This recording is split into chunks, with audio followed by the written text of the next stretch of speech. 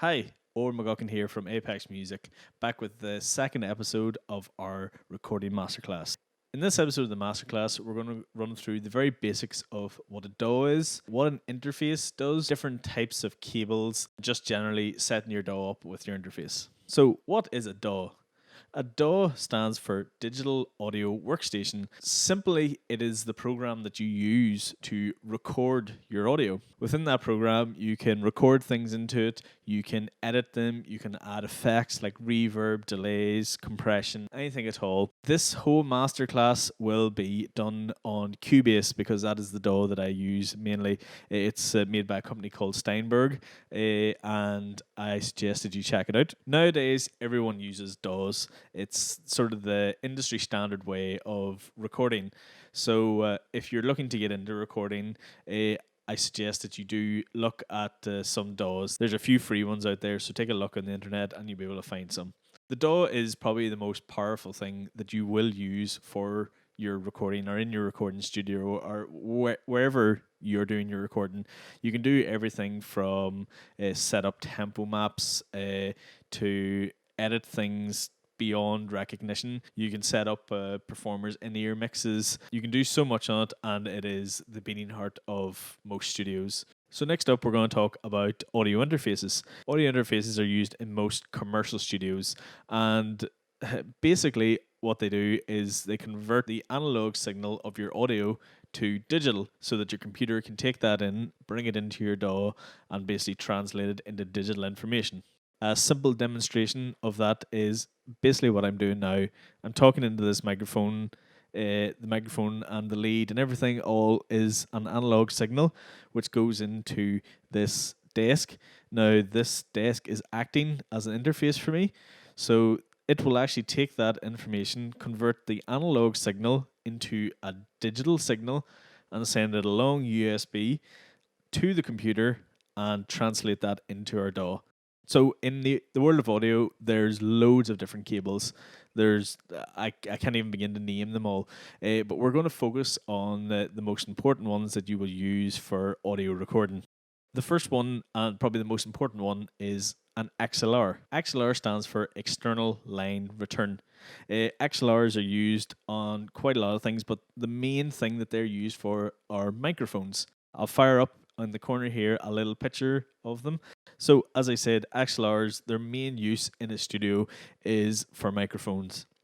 Most of the time, all microphones will have an XLR output, and same with most interfaces and desks and stuff like that. They will all have XLR inputs and XLR outputs.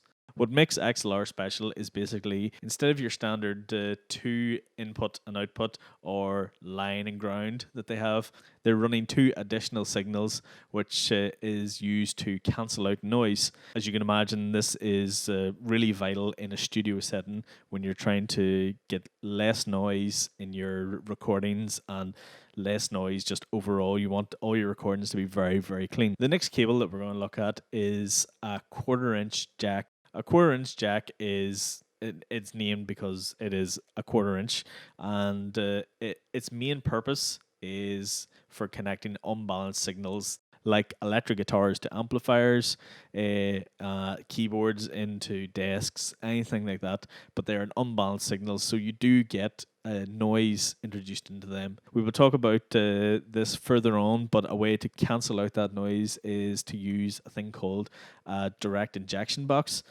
or a DI box. We will go over that further into the masterclass. These are the two main cables that you will see in any recording studio. There's other things. There's phono cables. There's D sub cables. There's loads of other things, but these are the two main cables that we're probably going to be working with during this masterclass. So now that we have that all out of the way, we're going to get into actually setting up the DAW and showing you how to do that. We will be using Cubase, but this does apply for basically every DAW. It is very simple.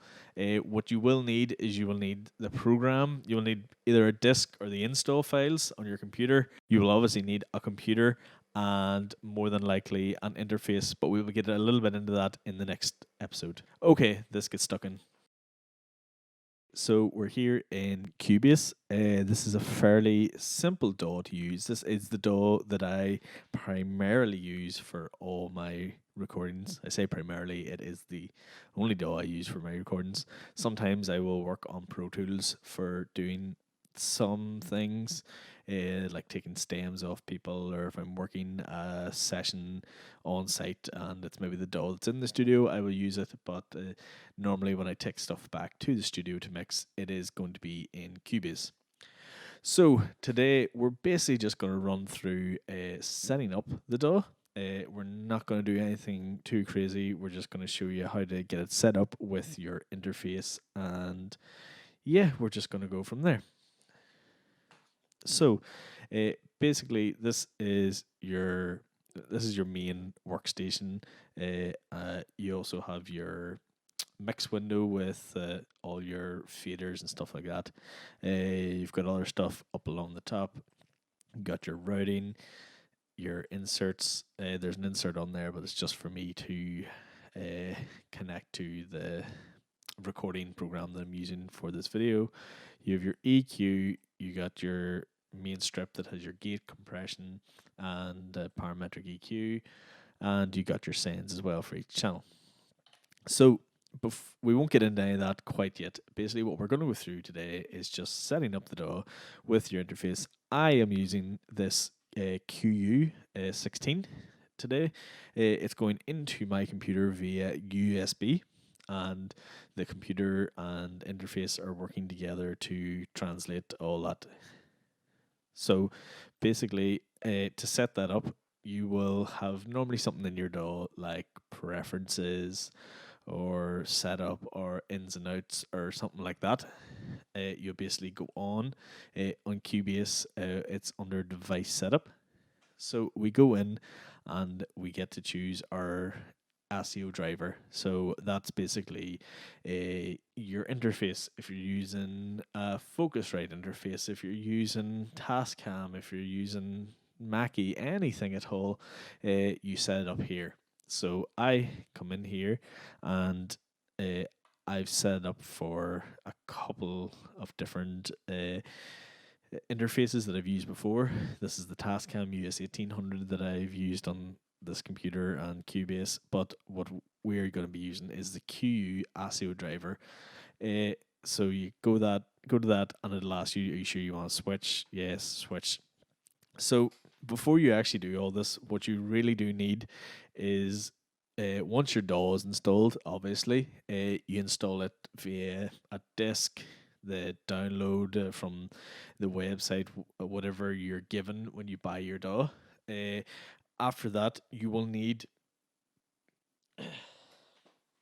After that, you will need the.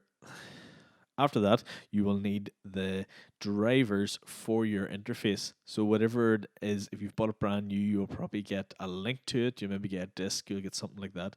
You need to download those drivers, because if you don't have those drivers, then your DAW cannot recognize your interface. So you download all those drivers, get them installed on your computer. Maybe you'll need a restart, something like that. Once it's done, you can go into your DAW and do this. Find it in your device setup, your preferences, whatever it is. Choose that as your driver. For the QU, it's called QU ASIO driver. So we click on that. We go down to our QU ASIO driver, and you just make sure that all your ins and outs are set up with corresponding to your interface. So we have 24 ins here. We only have 16 active. So just make sure that you have your ins and outs all set up corresponding to your interface. So if you have 2 inputs, make sure the 2 inputs are active, and if you have 2 outputs, make sure those 2 outputs are active. Basically, just very simple, set it up to your interface.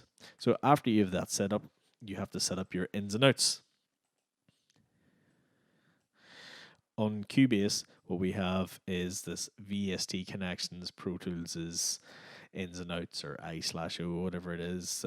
There's loads of different ones, but it'll probably be called something along the lines of VST connections or ins and outs, inputs and outputs. So this is basically, once again, where we set up all basically what inputs we're going to be using. So even though in Cubase you've maybe set up your 16 ins and outputs are all active, they may not be set up in your connections. So we basically here we have it set up our 16 channels, input channels that we're going to be using. And then for our outputs, we have channel 1 and 2 out. Now this isn't actually what it is, but on most, I've just set this up for the purpose of this video. On most of your interfaces, it probably will be channel 1 and 2 out. So that's channel 1 for left, channel 2 for right. Left always comes before right, remember that. But actually for the studio I have different cues and monitor scenes and stuff set up a little bit differently. But on most of your interfaces, it is going to be channel 1 and 2 out.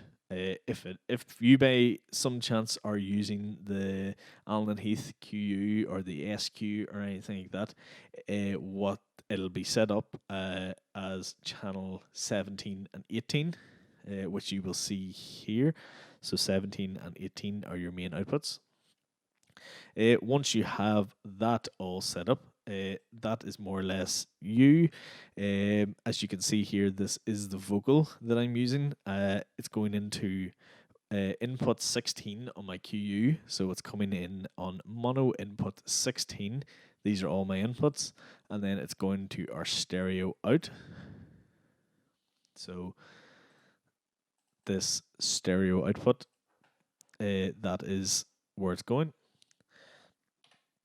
You can see here on the fader as I talk, or sorry, on our meter as I talk, that the meter is going up and down to show that there is signal coming in. So yeah, that is honestly the basics of setting your interface up.